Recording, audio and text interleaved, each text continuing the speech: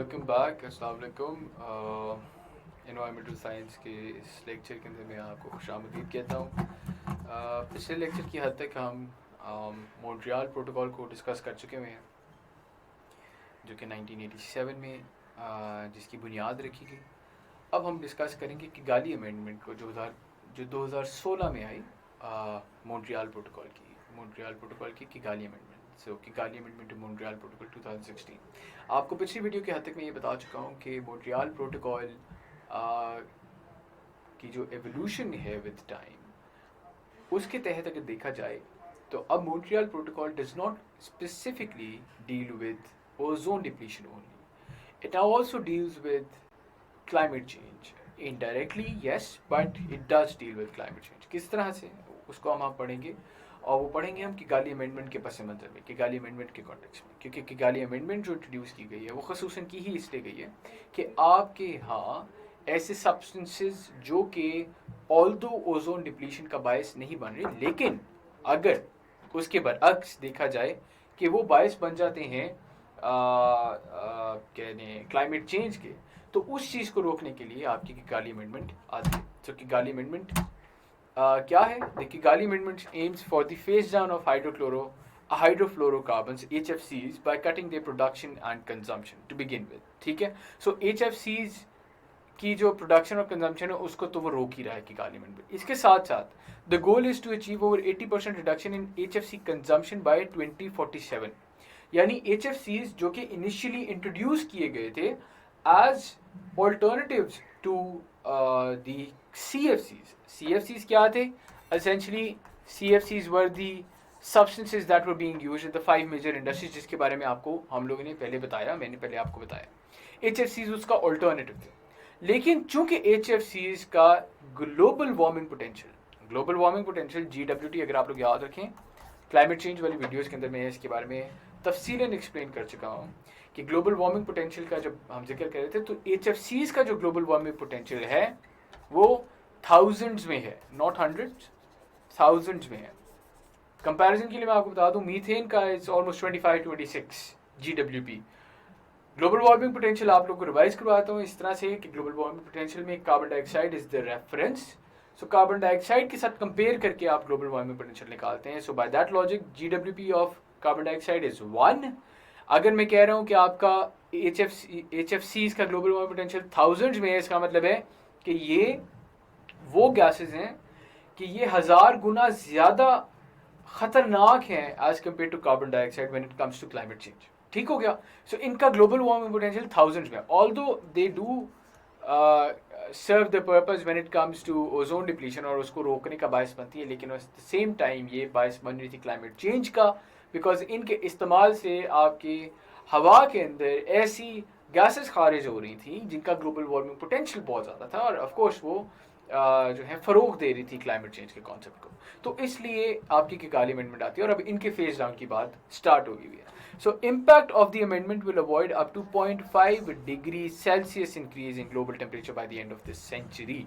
यानी 2100 तक 0.5 degree Celsius तक वो इंक्रीज इन ग्लोबल टेम्परेचर को सर्कमवेंट कर सकता है। ठीक है, यानी 0.5 डिग्री सेल्सियस के इंक्रीज को वो रोक सकता है। फिर अगर लिंक देखा जाए HFC और HCFC का, तो global warming potential of HFCs can range up till 14,800, वो मैं आपको बता चुका, यानी थाउजेंड्स में बात जा रही है, 14,800 तक की बात की गई है। Global warming potential values to all HFCs have been designated in the Montreal text. ठीक हो गया, HFC की जो ग्लोबल वार्मिंग पोटेंशियल वैल्यूज है वो भी मॉन्ट्रियल के टेक्स्ट में अब आ गई हुई है।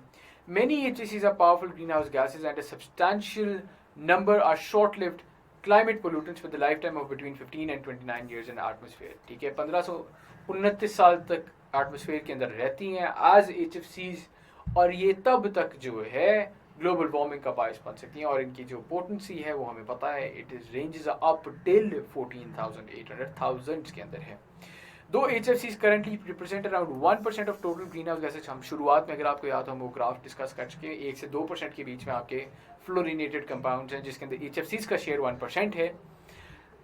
हंड्रेड्स और 2000 times greater than the art of carbon dioxide per unit of mass, यानी इनका जो ग्लोबल वार्मिंग पोटेंशियल है वो बहुत ज़्यादा है। इसके ऊपर डिस्कशन होगी।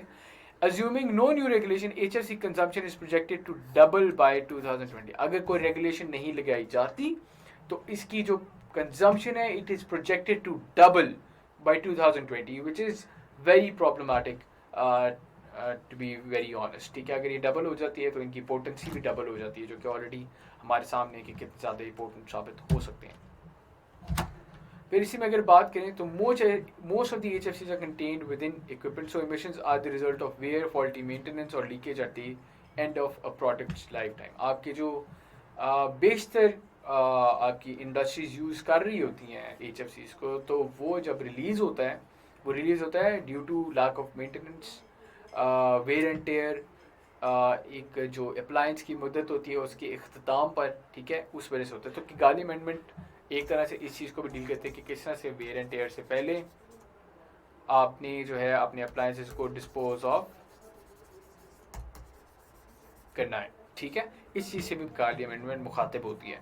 Emissions of these gases are growing at rate of 10-15% per year. अगर ये डबल हो जाता है तो अगर देखा जाए बतदरीज तो 10 से 15% तक इन गैसेज के इस्तेमाल में इजाफा हमें नज़र आ रहा है, which will cause a doubling every 5 to 7 years. अभी तो हमें नज़र आ रहा है कि 2020 तक डबल हो जाएगा। अगर इसी परसेंटेज के हिसाब से चलते रहे तो ये हर 5 साल 7 साल बाद डबल होता हुआ हमें नज़र आएगा। ऑफकोर्स क्लाइमेट चेंज की वजह से आपकी एयर कंडीशनिंग में इजाफा होता हुआ नज़र आ रहा है आपको,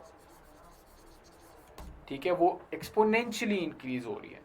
एयर कंडीशनिंग के अंदर इस्तेमाल आपकी HFCs हो रहे हैं, HFCs का इस्तेमाल बढ़ा है ज़ाहिर एयर कंडीशनिंग के साथ साथ। जिस तरह से आपकी एयर कंडीशनिंग बढ़ी है और HFCs का इस्तेमाल बढ़ा है, उतना ही हमारे लिए ये प्रॉब्लमेटिक होता हुआ हमें नज़र आ रहा है, ठीक है। अब हम देखते हैं अगर इसका हल देखा जाए और हम इसको डिस्प्लेस कर लेते हैं एक लेस ग्लोबल वार्मिंग पोटेंशियल वाली गैस के साथ, तो उसका हमें हल क्या नज़र आ रहा है किगाली अमेंडमेंट की सूरत में। Replacing high GWT HFCs with low GWP alternatives could avoid 0.1 degree Celsius of warming by 2050। और अगर हम 2100 तक चले जाएँ तो वो 0.5 डिग्री सेल्सियस तक को हम कंटेन कर सकते हैं। अच्छा, fast action under the motor protocol limit the growth of HFC and avoid up to 0.5 degree Celsius of warming by 2100। ये बात भी क्लियर हो गई। अमेंडमेंट्स के ऊपर गौर व फिक्र करें हम अमेंडमेंट्स के ऊपर, तो ये पिछली वाली वीडियो का ही ग्राफ है जिसको मैंने थोड़ा सा आप लोगों के लिए जूम इन किया है। 10% रिडक्शन बाय 2019 अचीव करनी है डेवलप्ड कंट्रीज है, ये डेवलप्ड कंट्रीज का ग्राफ है, and this is for the under developed, ठीक है, ये डेवलप्ड वर्सेस अंडर डेवलप्ड है। सो डेवलप्ड के आपने 2036 तक 85% रिडक्शन अचीव करनी है, 2045 ने 80% रिडक्शन अचीव करनी है अंडर डेवलप्ड कंट्रीज में। बाय 2045 हम लोगों ने 80% करनी है, इन लोगों ने बाय 2036 85% करनी है। और लास्ट ईयर के देखा जाए सेक्टर और नेचुरल अल्टरनेटिव्स की अगर बात करें कि अल्टरनेटिव्स क्या आपकी मुहैया कर रही हैं आपकी किगाली अमेंडमेंट के अंदर, तो डोमेस्टिक रेफ्रिजरेशन के लिए आप देख सकते हैं R600A, कमर्शियल रेफ्रिजरेशन के लिए कार्बन डाइऑक्साइड को भी इवन कंसिडर किया जा रहा है, although carbon dioxide is a green house gas, but due to its less global warming potential इसको भी एज अ कंसिडरेबल और एक ऑल्टरनेटिव के तौर पे इसको देखा जा रहा है, ठीक है। फिर इंडस्ट्रियल रेफ्रिजरेशन के अंदर अमोनिया है, R290 है, ट्रांसपोर्टेशन रेफ्रिजरेशन में कोई हमारे पास ऑल्टरनेटिव अभी तक मौजूद नहीं है, रेजिडेंशियल AC में R290, कमर्शियल AC में अमोनिया। अब ये चीज़ें रटने वाली नहीं है आपके लिए, ठीक है, इनका सिर्फ आपको एक दो की भी एग्जाम्पल्स बताऊँ और आप कोट कर रहे हैं तो दैट विल बी इनफ। ये वो चीज़ें हैं, आप वीडियो पॉज करके आप 2 मिनट के लिए इसको आप देख लें, नोट डाउन कर लें, और इनमें से अगर एक दो बातें भी आपको याद रहती हैं तो that is more than sufficient, ठीक है। इससे ज़्यादा आपको करने की ज़रूरत दरपेश नहीं होगी। तो इसके साथ ही हमारी किगाली अमेंडमेंट का भी जो वीडियो है वो इख्तिताम पजीर होते हैं। उम्मीद है कि आपको किगाली अमेंडमेंट की जो प्रॉस्पेक्ट्स हैं, जो इसकी इम्प्लीमेंटेशन है और जिसका स्कोप है वो समझ आ गया होगा। नेक्स्ट वीडियो से अब हम बात करेंगे United Nation Framework Convention on Climate Change, and then afterwards will be talking about Agenda 21 and then of course Kyoto Protocol 1997। सो अगली वीडियोज़ में आपसे मुलाकात होती है और उम्मीद है कि आपको ये तमाम बातें जो हैं ज़हन नशीन हो गई होंगी। बहुत बहुत शुक्रिया आप सबका। अल्लाह हाफ़िज़।